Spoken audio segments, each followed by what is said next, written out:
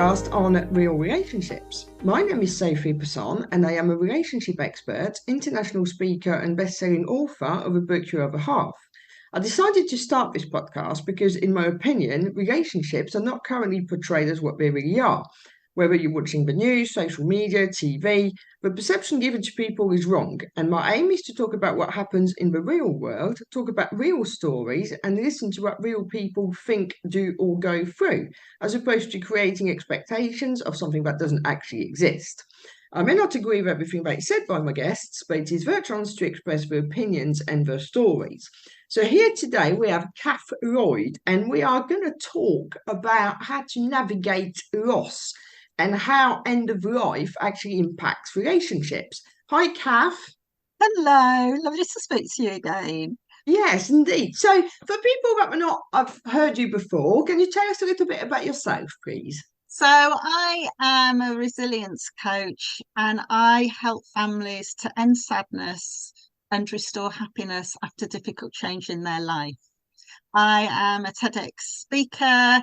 I have my first book that I published in 2017 when Dad became Joan, and I have my second book come out in January. So I'm very excited. Congratulations. So before we start, we need to give a little bit of background on the story because it's relevant, obviously. So if you can explain how your dad ended up transitioning so that people get the setup of what happens next.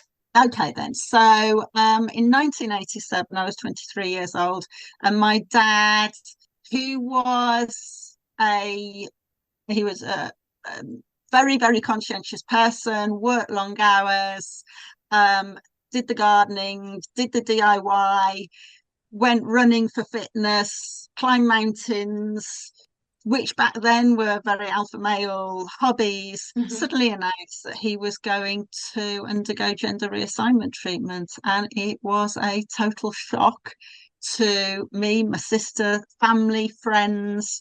The only people who had known for quite a while was my mum and my dad's boss. Right. And that was it. And I guess talking of end of life, it obviously implies grieving.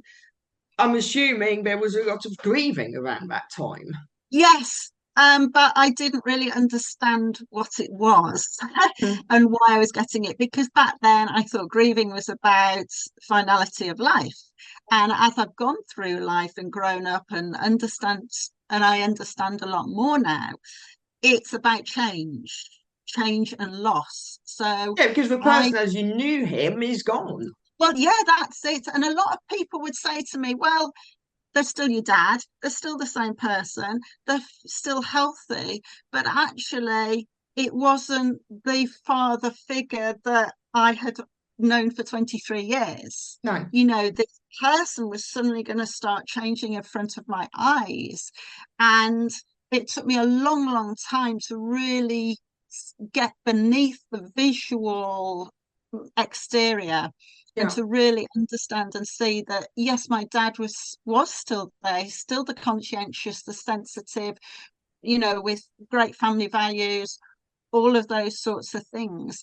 But it took me a long, long time, and I threw myself into being into victim mode. But Mm. also, what's important to remember here is that back in the late 1980s, Yeah, it late wasn't like 90s, now. there was no Mr. Google to turn to. I didn't know anybody else's dad who had changed gender, let alone any transsexuals whatsoever. And it was the case of, what's going to happen in life. And then it took me probably, 25 years to really come to terms and understand me, and bereave my dad Yeah. for who he was back then. But then always learning and understanding about yourself will help you when you are thrown into the next difficult, painful change that comes through your life, because it does. Yeah. Obviously, That's unfortunately. life. So talk about what happened with your dad, Joan. So Joan. um, and obviously wasn't well. And then there's all the caring aspect for somebody towards the end of life, which it's not easy for the people who have to do it either. No, So no, it's it not isn't. just for the person. No. So, yeah, Joan was struggling with a rare form of Parkinsonism, Hmm. and then end of life was due to bladder cancer. Yeah. And I think from going to see consultants, with Joan, I got the impression that a lot of transsexuals, I can't say for female to male because I don't know, but I get the impression that there is a high percentage of bladder cancer from male to female transsexuals because of all the replumbing that needs Yeah. to take place. And while Joan was struggling with Parkinsonism and bladder cancer, my mum was really struggling with Alzheimer's. So I just need to explain that my parents stayed living together, which is very rare for families in a transsexual families Relationship. relationships. Yeah, thank you very much. And so all of this was happening through COVID. Yeah. I was already doing quite a lot of care work, trying to run my business and looking after my parents. But then just before COVID hit, I decided that I was just going to concentrate on caring for my parents. And then COVID hit, and my sister became involved with the care as well. Which leads to a completely new set of everything. So absolutely, because I was doing all the day to day, you know, doctor's appointments, trying to keep them as fit as possible, organising the shopping, everything. And then my sister couldn't work because of COVID, and so came over and lived in and took over, Yeah. which made me like, well, what am I going to do now? I've put my business on hold to do this, and now I'm in limbo. And of course, our siblings and most siblings now is that as you grow up, you don't live in each other's pockets any longer. You may talk regularly, which is what we did. And, she lived abroad for many years. And so it was just phone calls for a lot of the time. And so to suddenly be thrown into this Together. situation together created, even though we worked very well as a team, Hmm. it did create a lot of conflict between us. Yeah, because that's, decisions have to be made, and all of a sudden, who has the final say? It's not even like it was three of you where you've got a majority, shall we say? It's 50-50. So And something while you were just talking then, that's really, really important. Luckily, my parents have been very proactive, and they'd already set up lasting power of attorney yeah, for their wealth and their health, which I think is very, very important. Just for, the doctors, the consultants, absolutely everybody. So that's something that is very, very important.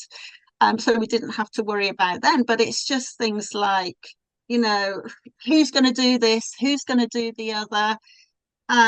Resentments of skills that each of you might have. And what really came to light was quite a bit of jealousy about the skills that as individuals that we had got. hmm, And it's really important that sometimes you learn those skills because you have to, because you have been put in a situation where you've had to learn it, yeah, or you are naturally good better at at something. Yeah. specific tasks, like being very thorough Hmm. about keeping notes so that when district nurses, doctors, um, end of life care come in, can see exactly the medication that has been taken, when it was taken, and any other variables that have been happening in between their visits. So, how did you manage that at the time? With massive rows, Yeah. sometimes dinger of rows. And my mum, I don't think, was very aware of what was going on Mhm. by then. But Joan was going, have you had a massive row because of me? And I said, no, Joan, it's because of me and my sister. That's why we've had a massive row. And I was telling the truth. Yeah. And but that settled her. But me and my sister, we've recovered. Yeah. Would you And say that it's a stronger relationship now? I think so. I found it very, very difficult for a long time because we are different personalities, but I had to really put my hand on my heart and dig deep to why I was thinking and feeling like I was. Mhm. And then in the end, I had to have a conversation with her about why I was thinking and feeling these things, not blaming her for it, but this is how I'm thinking and feeling, and I don't like it, and I want it to be different. And also just to recognize that this is the way she is, and I Yeah. can't change it, and this is the way I am, And she and I can't can, change you. yeah, she can't change me. I can only change myself and my thinking process around it. Yeah, which it's not easy, and a lot of people would not have done that, to be fair. No, and they go through the rest of their life not doing it. So, why do you think end of life actually impacts relationships? It's an excruciating time of life, isn't it? There's a lot of difficult emotions, thoughts, feelings, which then generate behavior that doesn't seem logical at times. Or that we don't understand? Yeah, and we can blame very, very easily rather than look within ourselves and see actually what have we done to create, as part of creating this. And I think it's, even though we know that end of life is going to come, of course we don't want it to happen. And, and that's why it can be so painful. Yes, it's very different if somebody has suddenly died and if it's a terminal illness. But it's also being realistic, Yeah. and being open to suggestions of people. I think one of the things I find interesting is so my dad died suddenly. We found him dead, which is probably the best way for him to have gone. It's not great for the person who finds him, but No. um, I think that the first thing that I noticed for myself at the time is how the dynamic of my relationship with my mother changed in that moment. And I knew I had to take charge. Mhm. I just had to because otherwise we weren't going to get anywhere anytime soon, sort of thing. Yeah. And interestingly, a friend of mine's dad recently died, and she's experienced a very similar thing, but she's ended up having to take charge herself. One of the things that was quite interesting is how witnessing her dad, well, dying in essence, because he was in hospital for about a week before it happened.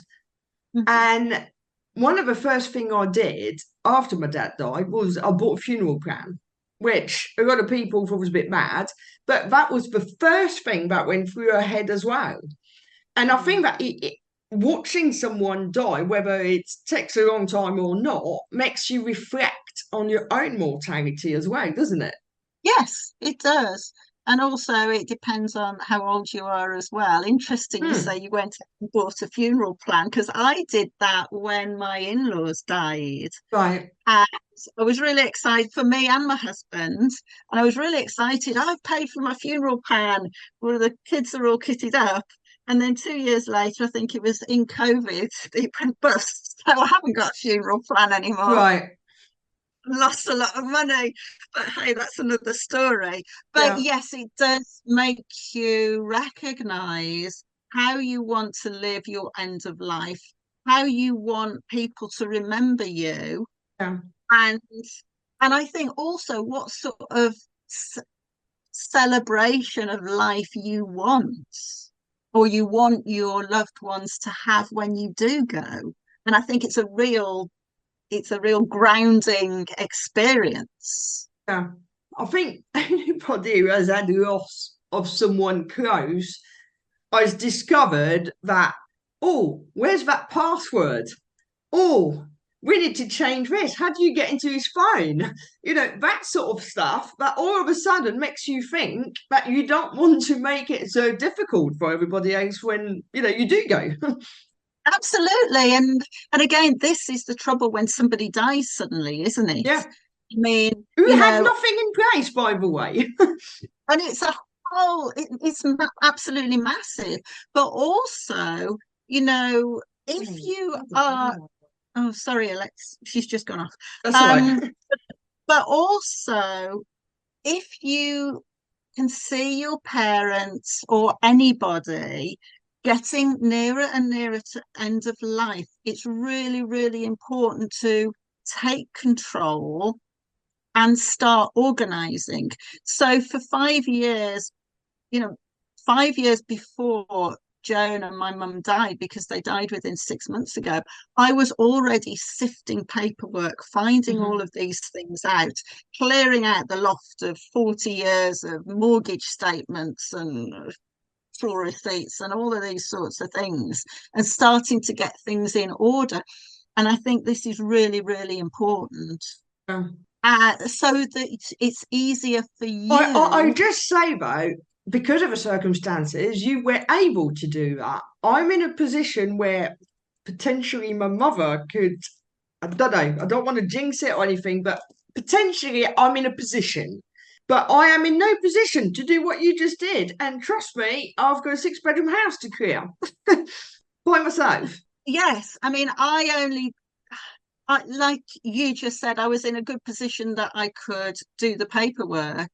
And then me and my sister sharing caring responsibilities for both of our parents. But then, as soon as my mother went into care, I was left with the responsibility of 60 years worth of family home to manage. And that in itself is hard. Yeah, Sifting through stuff that just you can't buy a second house to keep stuff.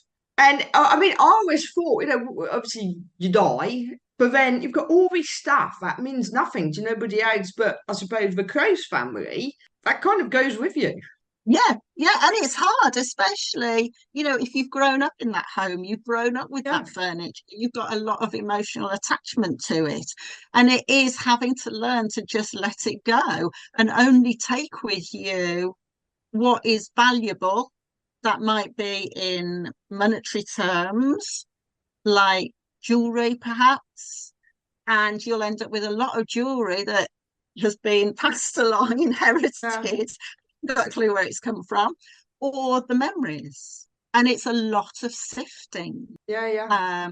If you've got family, young family who need furniture and want that sort of furniture, that is a godsend. But I spent a lot of time selling stuff on Marketplace. And it was lovely to see a lot of these things going to people who, one, either desperately needed it, like a bed, Yeah. like rugs to put down on their floors, those basic things, or, other things where they're going to be looked after Yeah. and loved and fitted into their family home. So, what would you say was the impact on your own family during that time of caring after Joan and your mum? During that time, my husband was very supportive. He realised that this was my job, Yeah.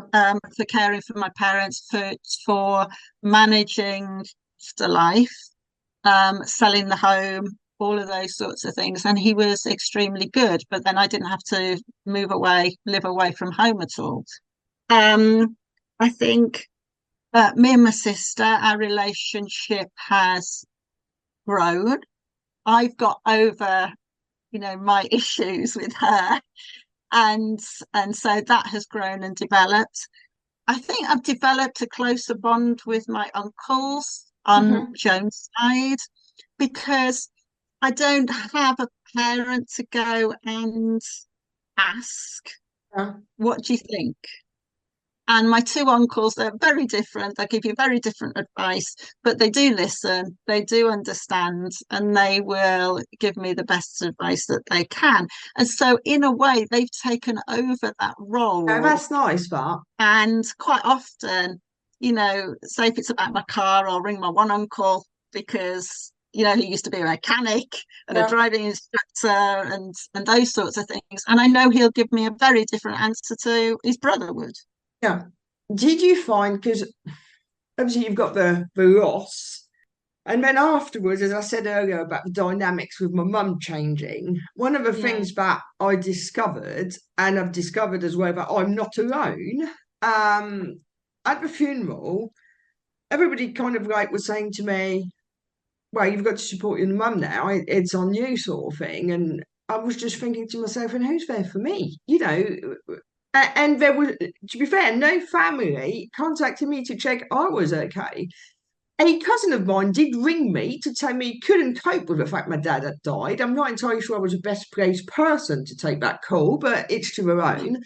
Um, but I found that quite alone because of that. And yes, I had other people to talk to, but just that kind of like, oh, right, okay, it's done now. We're dumping like everybody with Sophie and off you trot.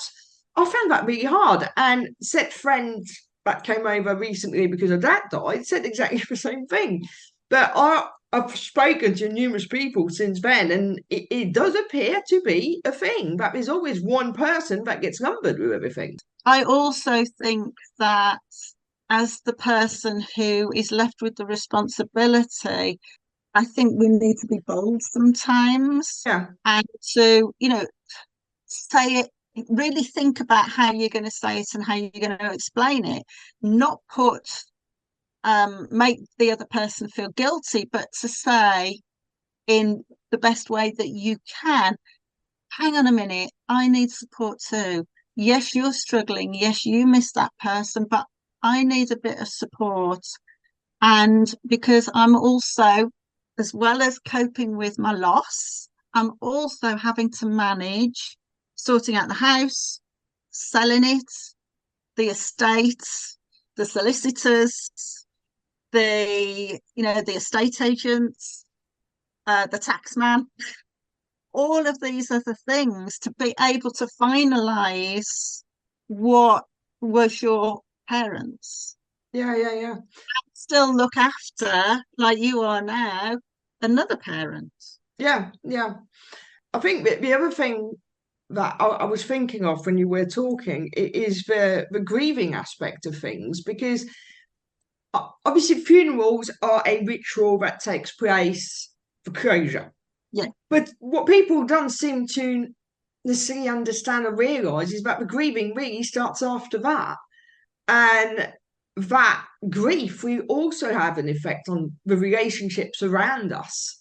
I know my friend was saying, for instance, she didn't want to talk to anybody. She just wanted to curl in a ball and her husband to look after the child, and that was that. But it wasn't the case. And I think sometimes we can forget that grieving actually has probably an even bigger impact, because I think that it makes us reassess so many other things.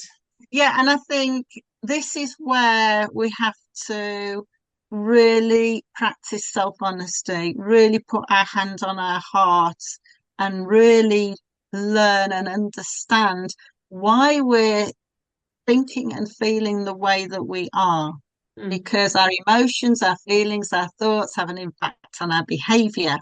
Some people react differently, don't they?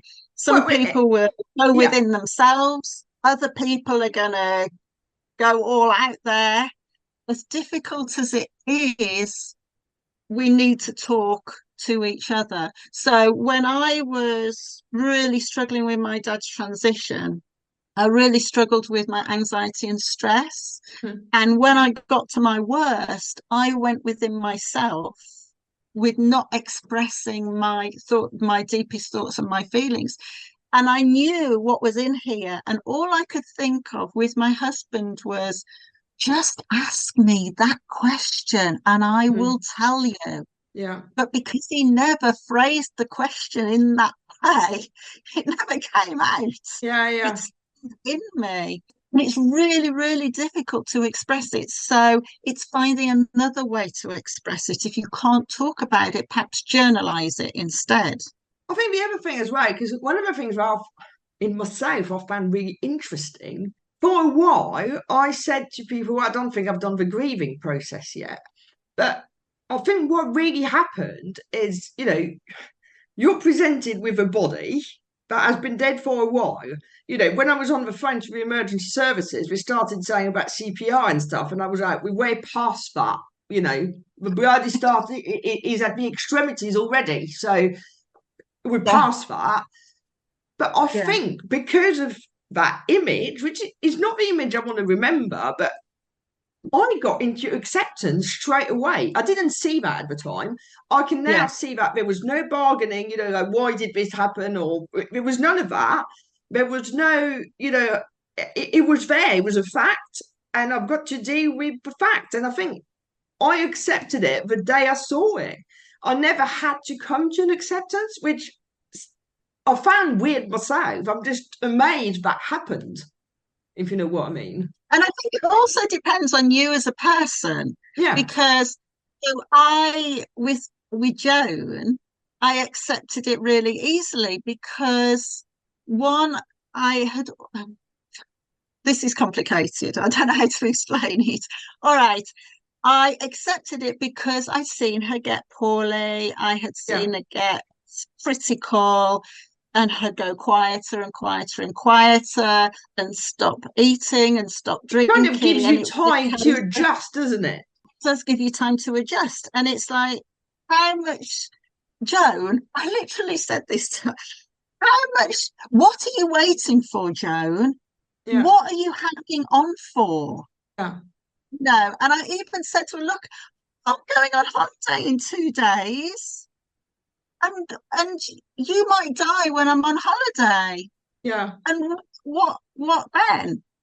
And I know that was a bit of perhaps, selfishness on my part, Well, but I yeah, but you wanted say that. to. My friend said, she felt really bad saying it, but one of the things she said to her husband when, before her dad was going to die, and then he didn't, and that's happened about 3, 4 times. And she said, "Why is it so stressful for everybody else for him to die?" And she felt really bad, but he needed to come out because she was stressed by it. Yeah, and in actual fact, Joan died the morning I was going away, and Yeah, in 2 hours I'd organised a funeral. You know, sorted it out because I thought I can't leave my sister with this and organising a funeral when I go on a holiday. So I just boom, I just sorted that, really focused, sorted that holiday out, and then we shared phone calls and whatever between us. Luckily, I wasn't abroad; I was only up in Scotland. Um, but also, I'd had to grieve for my dad.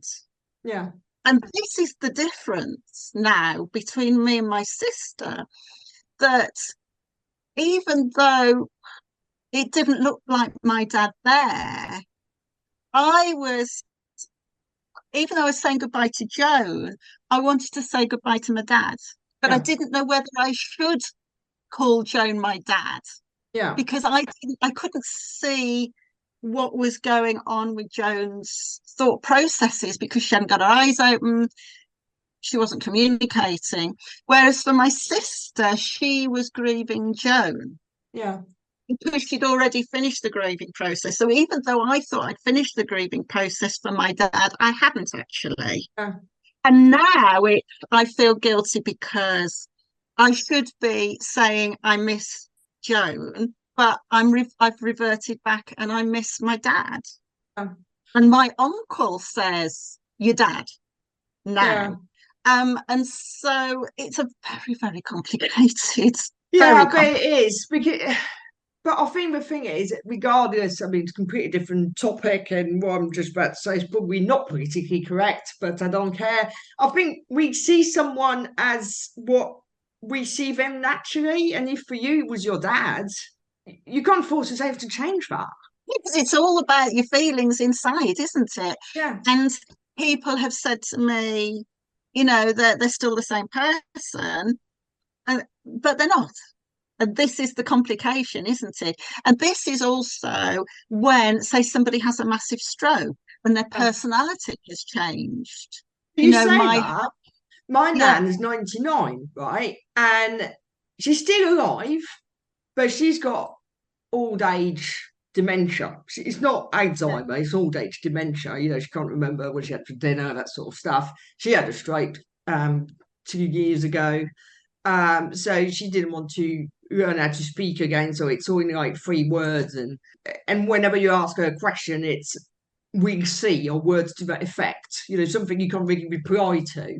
Mm. Yes, the body's there, and when she goes, I face whatever, but I've already grieved the person because I lived with her when I was 15 for a while. So, you know, the person then to the person now, it's not the same. It's just not the same person. And you know, this was exactly the same for my husband with his dad. And he says, I grieved for my dad before he died because he wasn't the same person after his stroke.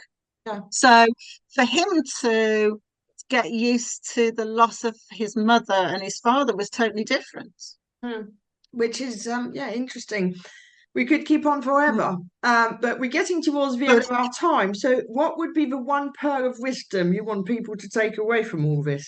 One is to practice self-honesty, and even though it's difficult, really learn and understand why you're thinking and feeling the way you are, because then when you can understand that, you can start altering the way you're thinking and feeling to the way you do want to be.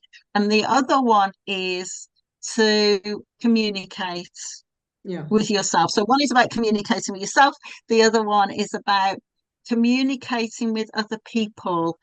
Try not to blame, because they are going, if it's, you know, a family member, a friend, whatever, they're going through their grieving process as well. But to really communicate and try and understand their side of the story as well, and try and, you know, fix the bridges that may have been broken through the process so that you can hopefully have a stronger bond afterwards. And remember, it's not your fault. thank you so much for sharing all of this. And yeah, for everybody else, that's all we've got time for. If you enjoyed the show, then please subscribe, leave us a review, but more importantly, come back for the next episode. Thank you.